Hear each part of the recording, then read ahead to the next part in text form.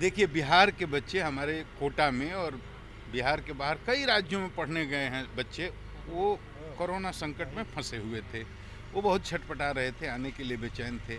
हमारे लाखों की संख्या में मजदूर भाई जो बिहार से बाहर हैं, वो भी फंसे हुए थे, वो भी बहुत छटपटा रहे थे आने के लिए।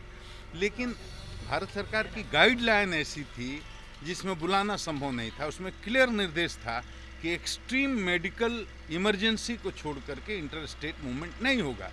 इसलिए चाह करके भी हम नहीं उनको एक्सेप्ट कर सकते थे। लेकिन हमारे माननीय मुख्यमंत्री जी के अनुरोध पर, इन्हीं के अनुरोध पर भारत सरकार ने नया गाइडलाइन जारी किया और उसमें आने का रास्ता खुल गया। अब लाखों की संख्या में आएंगे, तो उसके लिए हमारे यहाँ तैयारी हुई है सब लोगों के आने के, जितने भी हमारे बॉर्डर हैं जहाँ से वो आ सकते हैं, वहाँ उनकी स्क्रीनिंग होगी, उनके खाने की व्यवस्था है, उनके नाश्ते की व्यवस्था है, उनके स्क्रीनिंग की व्यवस्था है। वहाँ से उनको बॉर्डर उनके ब्लॉक तक पहुँचा दिया जाएगा। ब्लॉक तक पहुँचाने के बाद फिर उनकी स्क्रीनिंग होगी, टेस्ट होगा, फिर उनको क्वारंटाइन किया जाएगा। उसके बाद जो उसका SOP है उसको फॉलो करते हुए फिर वो अपने अपने घर में सुरक्षित जाएंगे।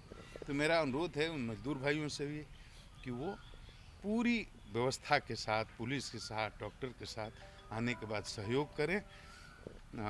हम उनके साथ हैं, हम उनकी सेवा में रहेंगे। सर, क्या don't you think that risk of infection in villages, rural areas में ज़्यादा होगा, तो उस फर्टिलिटीज़ पे how will the state government and the police be working on that, sir? देखिए, we are taking all precautions, I am telling you, SOP is fixed, we are taking all precautions, because see, this is why you have introduced this system. First, the moment you enter the border, the first screening will be there. Therefrom, you are taken to the block. In the block, you are quarantined over there, and after this quarantine period is over, then you are allowed to go home, so that you are safe, your family is safe, village is safe, society is safe, Bihar is safe. कितने बड़ी चुनौती होगी police प्रशासन के लिए?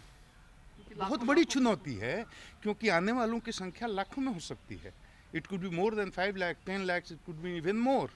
सो challenge is really very big, but we have full confidence in the leadership of our chief minister that will handle this situation very effectively. Sir, गृह विभाग ने एक लेटर जारी किया है जिसमें कहा है कि जो दूसरे जिला से दूसरे जिले में जो लोग जा रहे हैं उसको चेकिंग नहीं हो पा रही है, जिस वजह से नहीं, inter district checking is very important. Inter district checking नहीं होगा तो suppose there are hotspot spots in few districts, like in Patna also, in Khajpura, like in Kaimur also, like in Munger.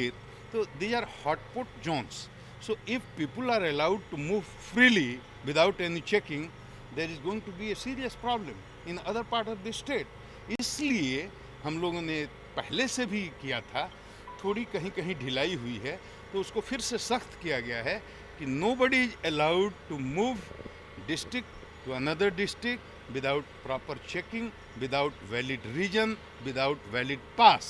Sir, Maner में sir एक मछली बेचने वाली को sir तेजाब चेक दिया गया है, सिर्फ उसने फ्री में नहीं This दिया। is most unfortunate. This should not have happened. Why such things are happening? This is very disgusting. I am telling you, these criminal elements will handle them with very tough hand. हम किसी भी criminal को, किसी अपराधी को किसी तरह की मरुवत देने के पक्ष में नहीं है।